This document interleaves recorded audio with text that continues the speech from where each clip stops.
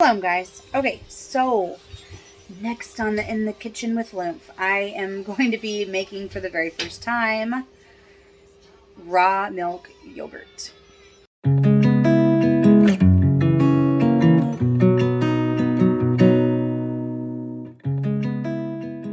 There is a website called Farmhouse on Boone. I'm sure you guys probably heard of her. She's got amazing sourdough recipes, so many recipes. She has a great recipe for doing yogurt in an Instapot. I happen to have the raw milk, I have beef gelatin, and I have a Greek yogurt starter. Hopefully that works okay because hers just says yogurt starter. But I thought I would do a video on it. You guys can either learn from my mistakes or learn from my success. We'll see. Y'all remember the first butter video. Let's get going.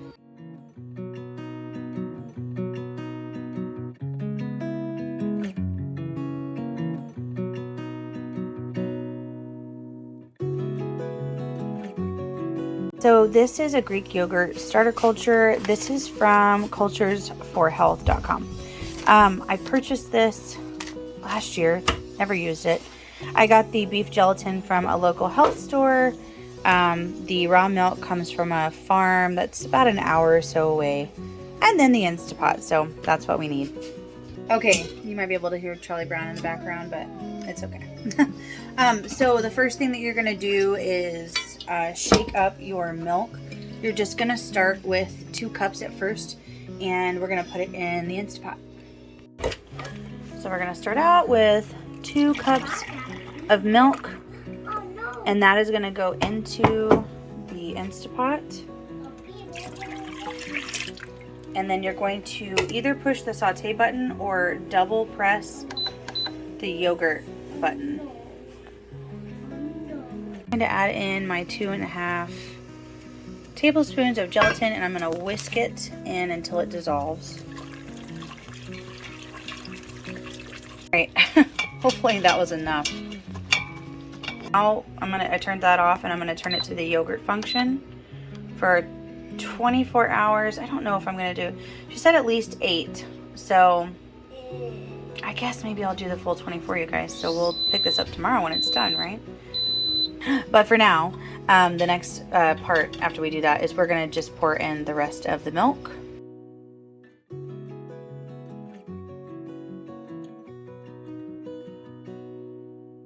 Noticed that the milk that I got this last time around just doesn't have a lot of fat on it.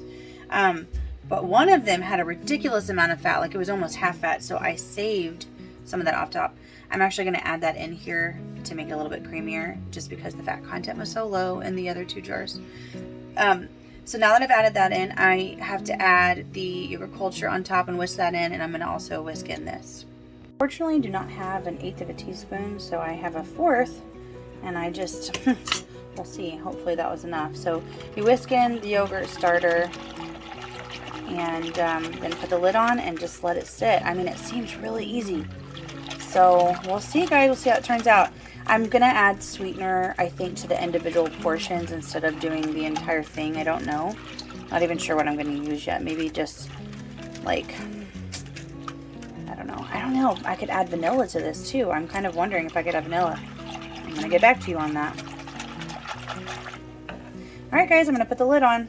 Now we wait. I might have made a boo-boo. This is yogurt starter, but you have to activate it, and I have no idea if me putting it in there for the yogurt activated it or if I just wasted a whole gallon of milk. But remember, I was like, you might learn from my mistakes or you might learn from my successes. Maybe this will be like the white bread where I skipped things and it still turned out fine. Who knows? We'll see. Oh boy.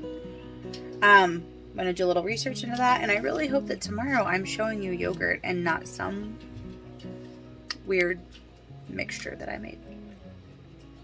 Well, I definitely did it wrong, but it's okay because I was only 1 hour in, and apparently my Instapot was not heating up anyway.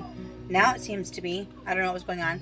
I went to their website, and to activate it, you do for 1 quart a whole packet, and you're basically making yogurt with it.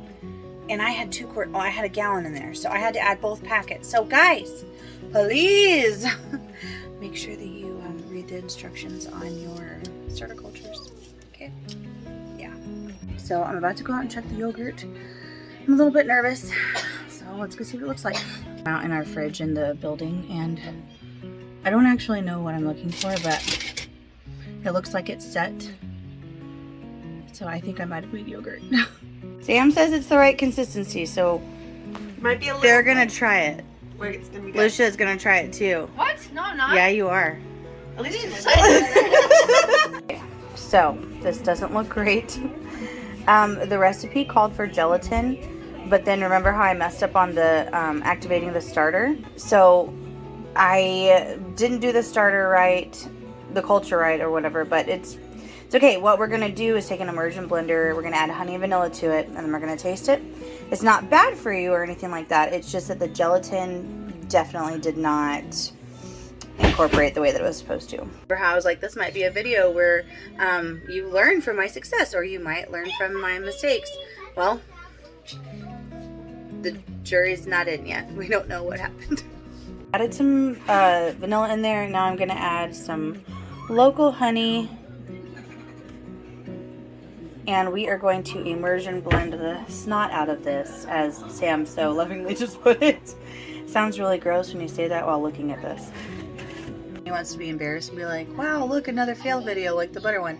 But honestly, how many people don't do it right the first time, even though they're trying and they're, you know, and it's discouraging, and then they don't try again? I can guarantee you that I will be trying this again, and I will only get better at it, because like now I can make butter and it's not even a big deal. But there was still that first time that I made it and didn't do it right. So maybe this will be like a series on here, you know? If at first you fail, try again. So here we go with the immersion blender. We'll see if this can be salvaged. Ready? Yeah.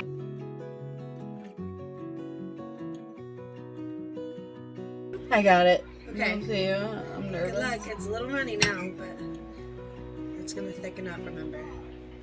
It's tart.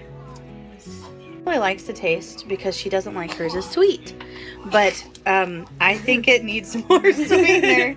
So we're adding in some more honey, and we're gonna try it again. And then as it goes back in the fridge, it'll set even more again, right? Yes. Okay. So it won't be nearly as runny.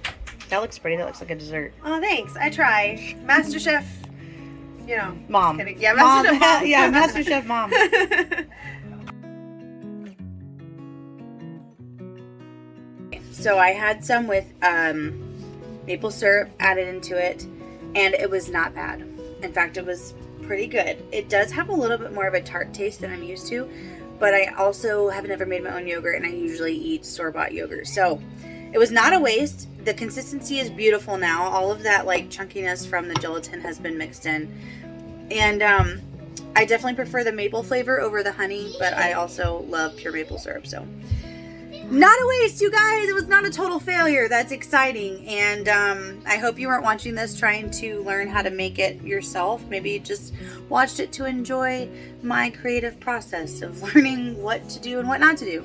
I am going to be making it again without the gelatin. So thanks for watching. You guys are awesome. And next is the cottage cheese video. I hope that was not a fail. All right. Bye, guys. Shalom.